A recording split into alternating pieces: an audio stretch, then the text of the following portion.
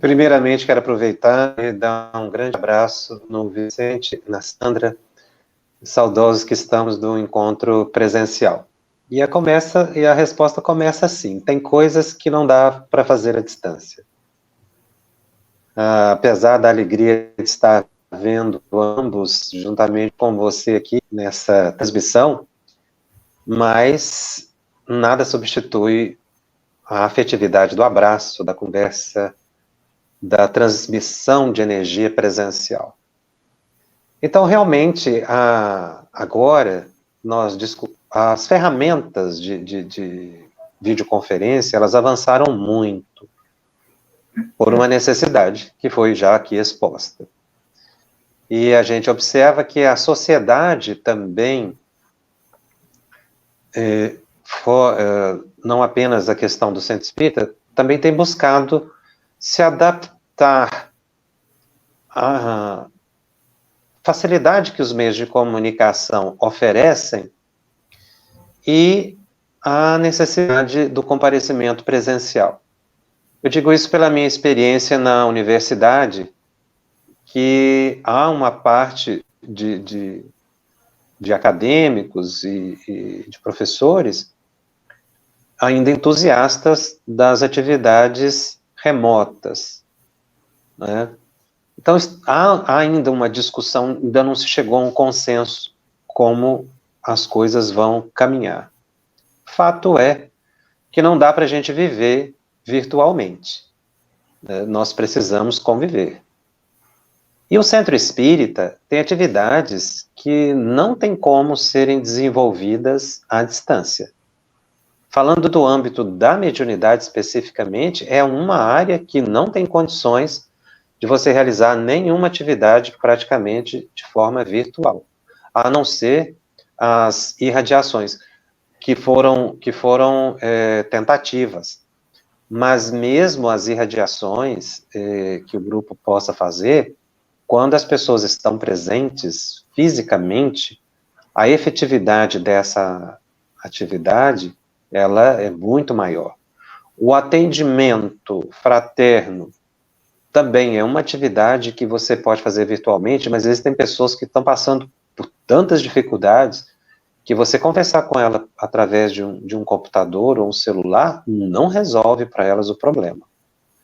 Existem pessoas que, para receber o passe, não é, elas precisam ser atendidas presencialmente em função do tipo de problema que elas sofrem. De repente, uma pessoa vai receber um passe, uma pessoa que chega de emergência na casa espírita, essa pessoa entra em transe. Eu tive depoimentos de pessoas que fizeram esse atendimento pela internet e até nos relataram que a pessoa, ela do outro lado, teve uma melhora. Mas são situações muito pontuais e que eu vi o fato, as pessoas até filmaram e me mandaram, a família estava presente, o pessoal estava assim num desespero, e aquela conversa que a pessoa teve pelo celular ajudou a pessoa do outro lado, assim, a ter uma certa reação, mas ela precisaria ter sido atendida presencialmente. Isso, aliás, é uma questão muito importante observar, porque algumas experiências exitosas como essa não podem se tornar regra, porque elas não resolvem o problema. Então, você vai atender uma pessoa que está com problema e ela entra em trânsito, não dá para fazer isso pela internet. A própria mediúnica, existem pessoas que estão divulgando intensamente a realização de reuniões mediúnicas online, agora depois da pandemia. E isso fere totalmente a lógica doutrinária, são situações de extravagância, porque esse conforto de estar dentro de casa, ele cria uma ilusão de proteção espiritual que não existe. Você, efetivamente, você olhar friamente, você está sozinho em casa.